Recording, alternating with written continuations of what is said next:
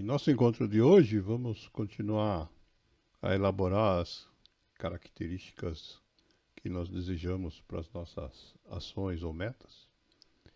Entre outros itens, né, vamos verificar o porquê elas devem ser temporizadas e positivas.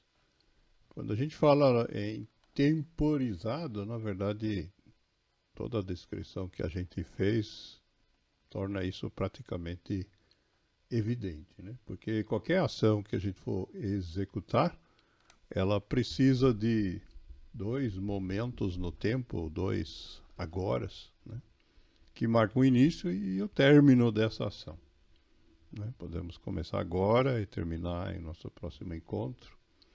Podemos começar amanhã às 8 da manhã e terminar às 6 da tarde.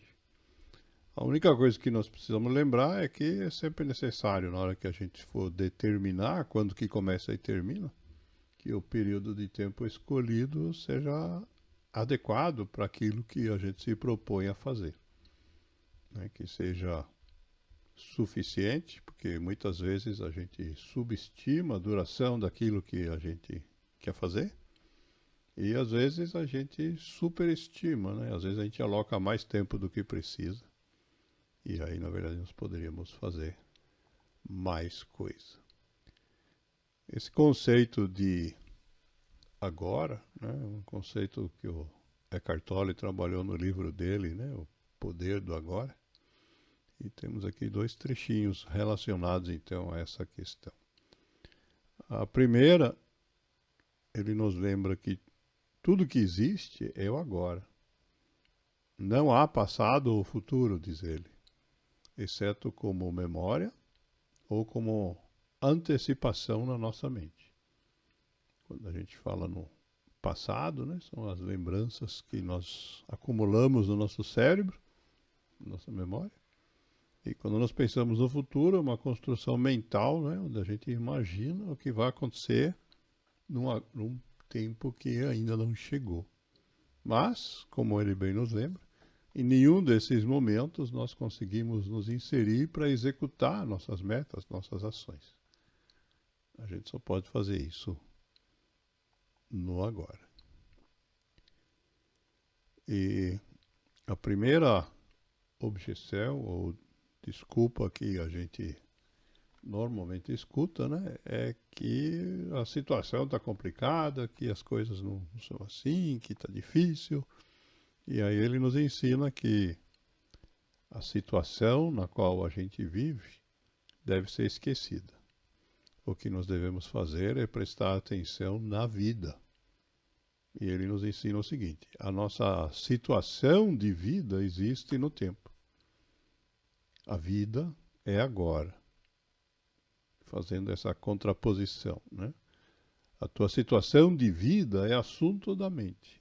A nossa situação de vida é uma análise, uma conclusão que nós tiramos cerebralmente, levando em conta as nossas memórias do passado e as nossas expectativas de futuro.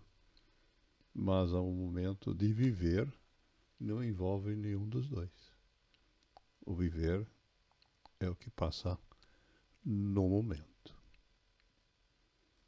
Outra questão relacionada ao fato das metas terem que ser temporizadas é lembrada aqui pela reflexão do Rabino Newton Bonder, que nos lembra que se o tempo não tivesse essa característica, então tudo aconteceria ao mesmo tempo, o que seria ainda muito mais difícil e complicado, né? Seria o caos total, né? O tempo é a maneira como as coisas são organizadas, né? Os acontecimentos são organizados ao longo do tempo, né? Da nossa vida, uma sequência de agoras.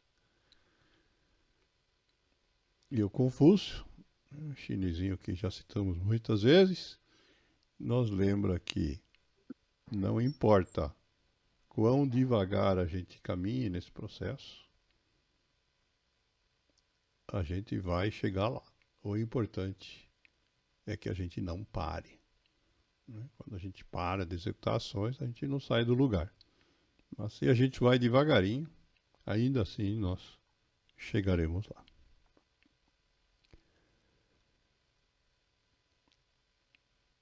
Para completar essas reflexões sobre a temporização, temos aqui mais uma que nos lembra que, em geral, né, a gente subestima a duração das coisas, né? Tudo nesta vida, diz o Bonder, demora sempre mais do que imaginamos. Mas ele complementa, menos a própria vida.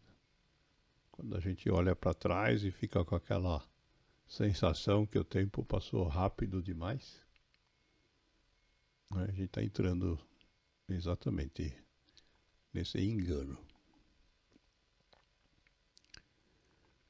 A proporção do tempo psicológico, ela varia demais, né?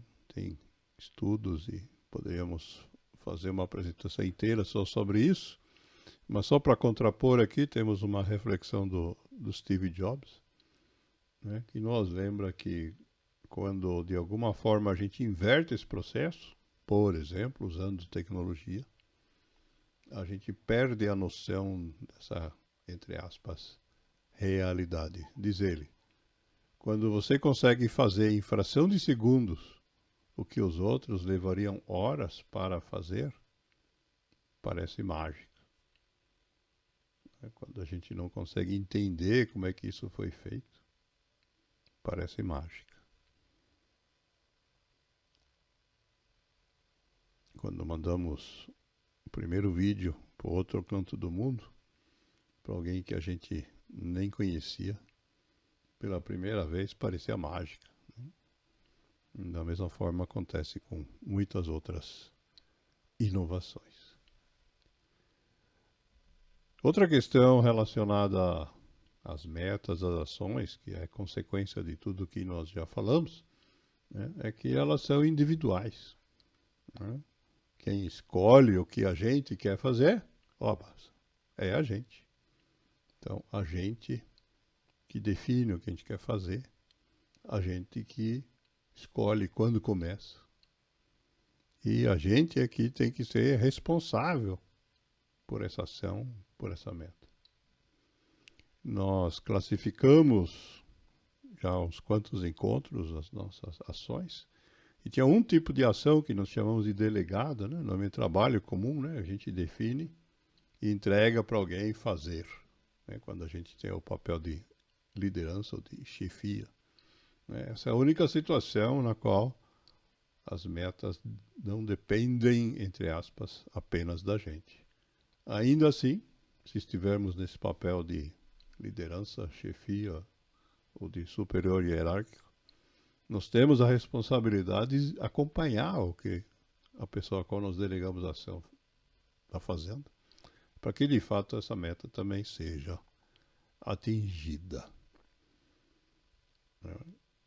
Quando isso não dá certo, nos lembra o Confúcio, não é porque nós encontramos, como diz ele aqui metaforicamente, ervas más no meio do caminho. Diz ele, não são as ervas más que afogam a boa semente, e sim a negligência do lavrador.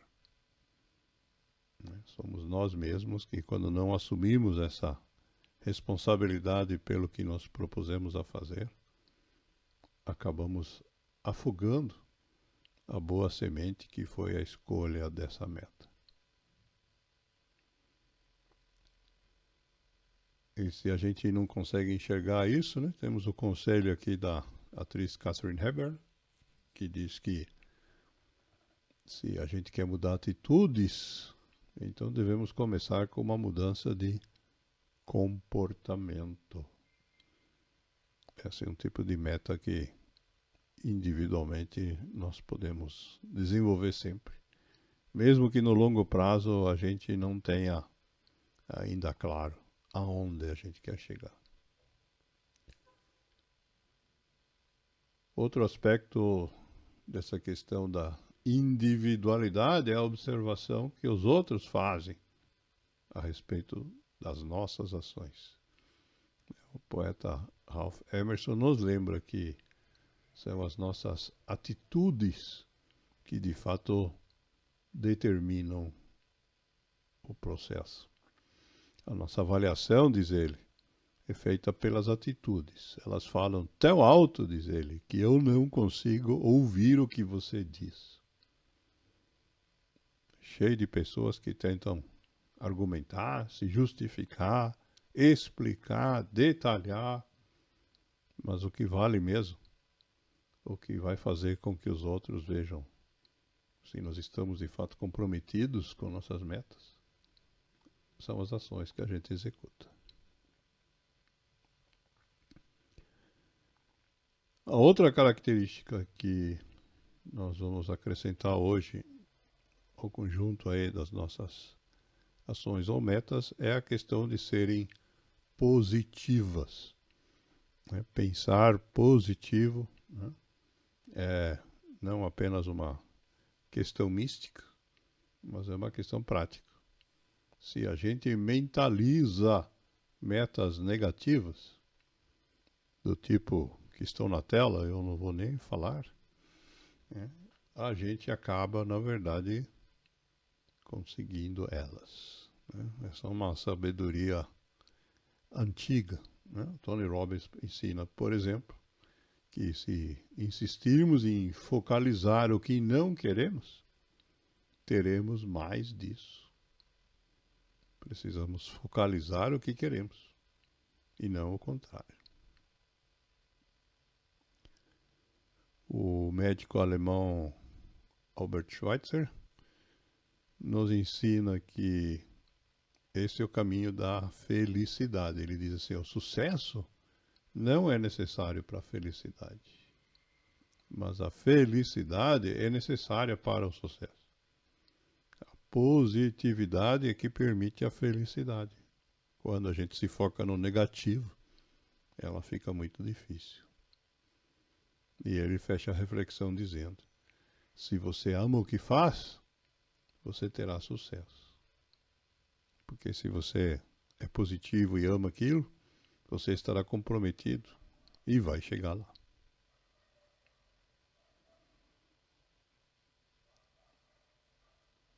O juiz americano Oliver Holmes ainda nos ensina que o mais importante é saber para onde a gente quer ir. Se a gente está em algum lugar meio perdido, não sabemos direito onde que a gente está, em que momento, diz ele, isso não é tão importante.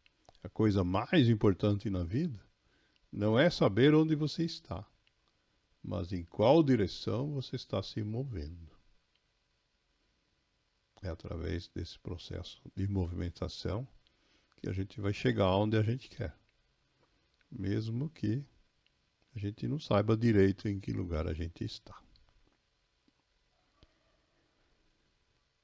Com essa descrição, então, das características desejáveis das nossas metas, a gente completa aí aquilo que em gestão muitas vezes é chamado de característica SMART das metas, é uma sigla em inglês para dizer que é uma forma inteligente de escolher. Né? Além das 5 letrinhas que formam a palavra SMART, nós temos ainda o I de individual e o P de positivo. Né? E se quisermos usar o inglês como mnemônico, né? Tip é dica. Né? Então, se vocês quiserem, com isso aqui a gente fecha um conjunto de 7 dicas inteligentes.